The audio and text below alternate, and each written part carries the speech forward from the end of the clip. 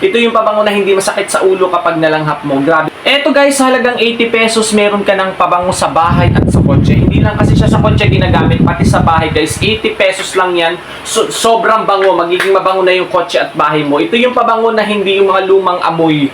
Ito yung pabango na hindi masakit sa ulo kapag nalanghap mo. Grabe, sobrang bango. So, Black Ice nga pala yung hawak ko dito, yung scent niya. Tapos marami pa tayong iba-ibang scent na pwedeng pagpilian. Merong cinnamon at saka Marriott Hotel. So, wooden hanging mo lang to mabibili guys. Nandyan sa yellow basket natin. Click nyo lang, available. 80 pesos, magiging mabango yung bahay mo. Ang gagawin mo dito guys, tatanggalin mo lang tong cover na to.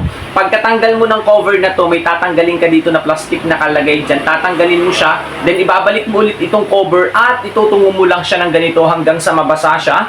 Then kapag basa na siya, pwede mo nang isabit yan sa kotse or sa bahay mo, and magbibigay na siya ng napaka-fresh air, ng napakabangong hangin na malalanghap natin sa bahay. Hindi siya masakit sa ulo guys, kaya napaka-the best nitong air freshener na to guys. Dito lang yan, available sa yellow basket natin. Go check out na!